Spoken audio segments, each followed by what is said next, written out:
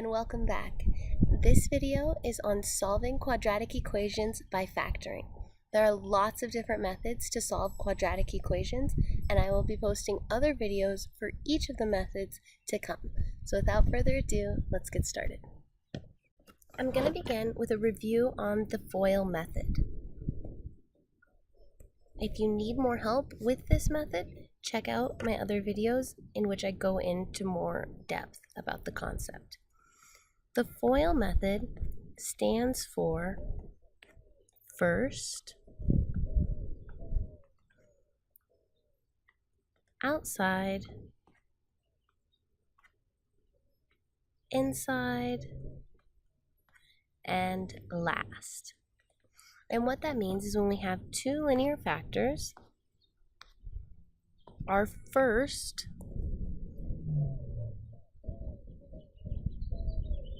factors are going to be the first factor in each of the linear factors. And that's first, so let's mark this in red. Our outside are going to be the ones that come on the outside of our equation. Our inside are going to be the ones on the inside here. And our last are going to be the last two.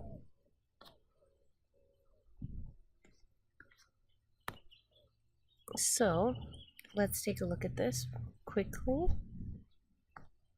So suppose we have x plus 2, x minus 1. By our FOIL method, we multiply the first two factors. This is x times x. Our outside factors, x times negative 1. Our inside factors, 2 times x.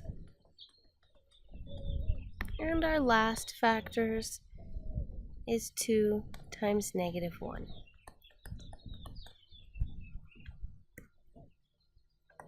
We add all of these and simplify. We get x times x is x squared minus x plus 2x minus 2. We can use the reverse of the distributive property here to take out an x, in which we have negative 1 plus 2 minus 2, and negative 1 plus 2 is negative 1, so this will give us x squared minus x minus 2. Now this new equation we have is what we call a quadratic equation. And quadratic equations are equations that are in the form ax squared plus bx plus c equal to 0. And the a, b, and c here are coefficients, which are just basically the numbers that come in front. So in this quadratic equation, we see that here, that's really just 1 times x squared. Here we see we have a negative 1, so that's plus negative 1x. And here we see this is plus negative 2. So our a is 1, our b is negative 1, and our c is negative 2. And being able to identify these will come in very handy when we look to use the quadratic formula. And again, I will be posting the quadratic formula video very shortly. But today we're going to look at solving by factoring. And when we do this, we're just going to be using the FOIL method in reverse. And using that, we will be able to solve quadratic equations. So let's add some pages here and start. Let's take a look at an example to get the idea. X squared plus 4x plus 3 is equal to 0. Now, how do we solve this? Well, we're going to use the reverse FOIL method, And as our a is 1, we don't have anything in front of the x, so we can go ahead and put an x here. Our first step is to look at the signs. And when they're both positive, our linear factors both also have positive signs in the middle here. There is a rule called the rule of signs that dictates whether in our linear factors these are positive or negative, and I'm going to go over that in just a moment. The third step is to look at our c and to factor it. So we look at 3 and we factor it. 3 is prime, so it's 1 and 3. This is going to be important because when we have numbers that aren't prime, say 12, where we have factors 1 and 12 and 2 and 6 and 3 and 4. The sum of these factors is going to help us decide what we put as our last terms in our linear factors. So if our b here was 8, then we would want to use factors 2 and 6. If our b was 7, we'd want to use 3 and 4. In this example, since 3 is prime, we only have 1 and 3. We have 1 and 3. And this again is equal to 0. Now we use what is called the zero product property. And what that means is that when any two numbers are multiplied and they are equal to 0, it must be the case that a is 0 or b is 0. And that's pretty straightforward, because if a is 0, 0 times b is clearly 0, and if b is 0, a times 0 is clearly 0. So in solving these equations, we can use that zero product property and set each one of our linear factors equal to 0. We then are able to solve for x by just simply using our regular algebra, subtracting 1 from each side. We have x is equal to -1, and on this side we have x is equal to -3. These are our solutions to the quadratic equation that we began with. So x equals -1 and x equals -3 are solutions to x squared plus 4x plus 3 is equal to 0. Let's take a look at another one. X squared minus 7x plus 10 is equal to 0. Now here we have a negative and a positive. So we want to go over the rule of signs, which was created originally by an Indian mathematician, but it was Descartes, I believe, who later made it popular. And what it tells us is if we have quadratic equations, plus bx minus c, ax squared minus bx minus c, ax squared minus bx plus c. These are all our possible forms. And we want to know, when we make them linear factors, what will our signs be? I'm running out of space over here. Let's spin a little bit more. Gives me more space. So what will our signs be here? So we already looked at our first case, which was plus and plus. And when our signs are plus and plus, our linear factors will also have plus and plus. When we have plus and minus, our linear factors will have plus and minus. When we have minus minus, we will have plus and minus. And we have minus plus, we will have two subtractions. And that is because when we multiply our last terms, a negative times a negative will give us this positive c. So looking at these rules of signs and looking at what we have a negative and a positive. This is our last example. So we know that our linear factors are going to both be negative. Our next step, look at our c and find the factors. The factors of 10 are 1 and 10 and 2 and 5. Which of these, when summed together, will give us 7? Well, that's 2 and 5. Since we don't have any coefficient, it's 1 in front of our x. We have just x and x. And here, we again use the zero product property to set each of them equal to 0 and solve. And we find that x equals 2 and x equals 5 are the solutions for this quadratic equation. We'll go ahead and take a look at one with a different pattern. So let's try x squared plus 2x minus 3. So we have plus minus. Looking at our rule of signs, when we have plus minus, our factors are also plus minus. We can write out our factors, we can write out our x's, and we have plus and minus. Now again, our c factors into 1 and 3, and we know that one of these will be positive and one will be negative. So we'll either have negative 3 and positive 1, or we'll have positive 3 and negative 1. And we want it to equal our b, and our b here is positive 2. So if we look at this, negative 3 plus 1 is negative 2. 3 minus 1 is 2. So we see here that this gives us the correct b, and we need a positive 3. So we put 3 over here with our positive, and a negative 1. You can go ahead and refoil this out to convince yourself that this is, in fact, equivalent to the above equation. The zero product principle, we set each of them equal to 0, and algebraically we solve to get x is negative 3 and x is 1. And that's pretty much everything that you need to know about using factoring to solve quadratic equations. I'm going to go ahead and do one more example just for fun. This one's a little different.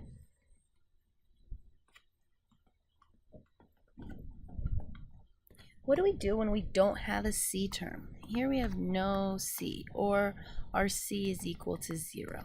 And what do we do in this case? Well, when we have no c, or c is equal to 0, what we see is that both of our terms has an x.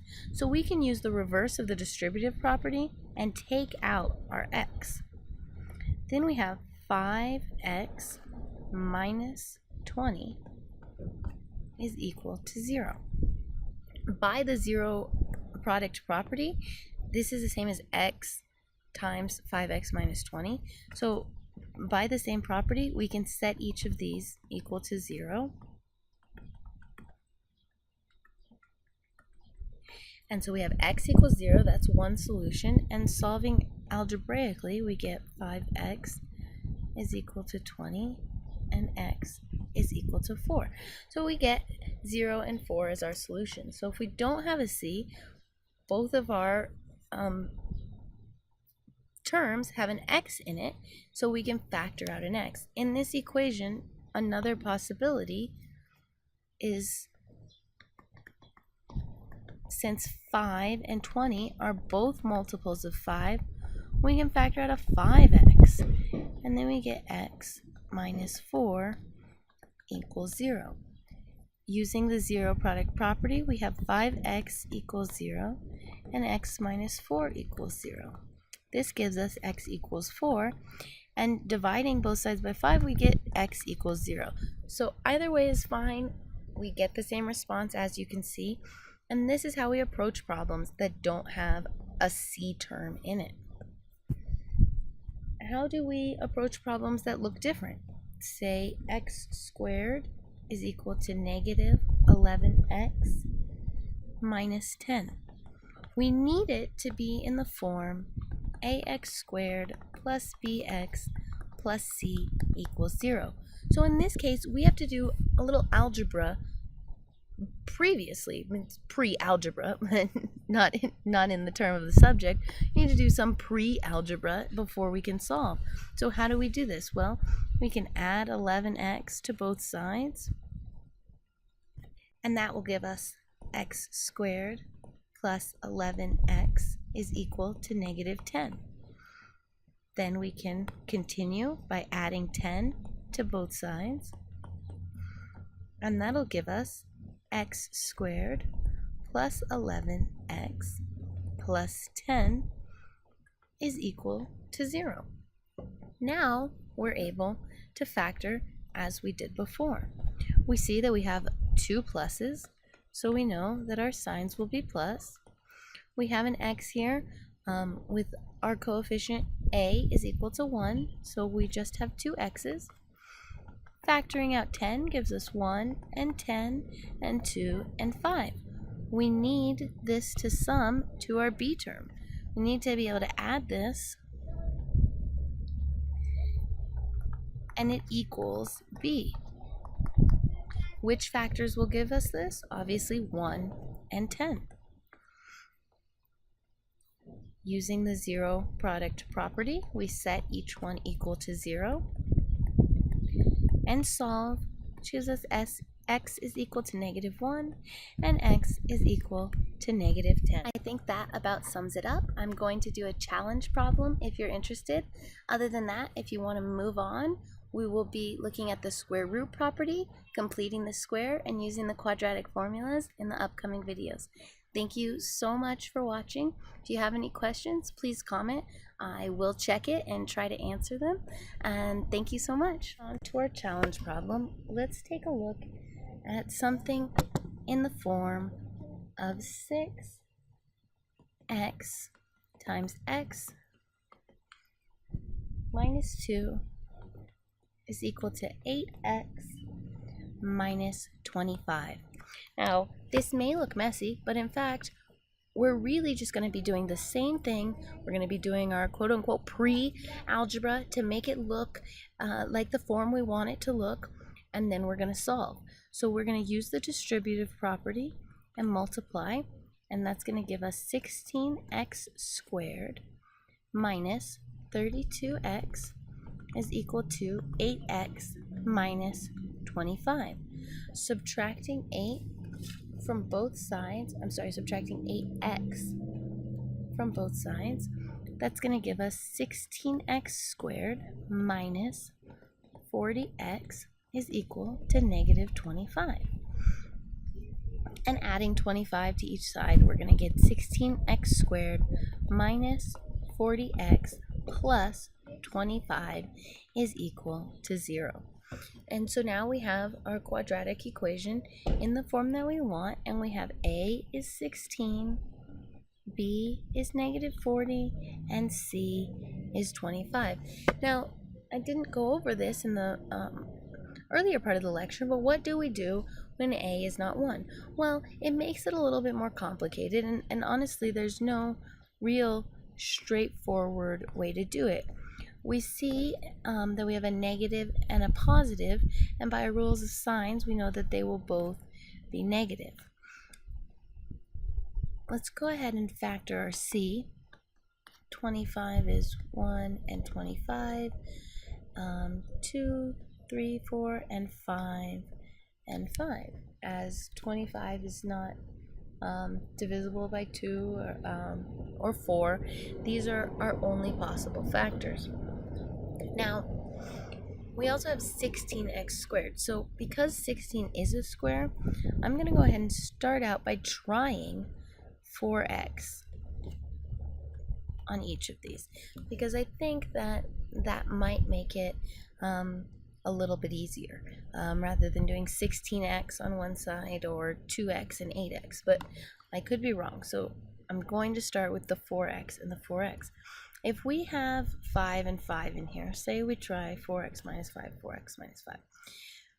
4x, when we do this term, 4x times -5 is going to be -20x. And 5 times 4 again is going to be -20x. So this will in fact give us our 40x. So we see that our linear factors, we're going to have a repeated root because it's really just 4x minus 5 squared is equal to 0. Now we can take the square root and we get 4x minus 5 is still equal to 0, as the square root of each side is 0. We'll learn in the next lecture that we must take the plus or minus square root, but positive 0 and negative 0 are all just 0. So in this case, that's not applicable.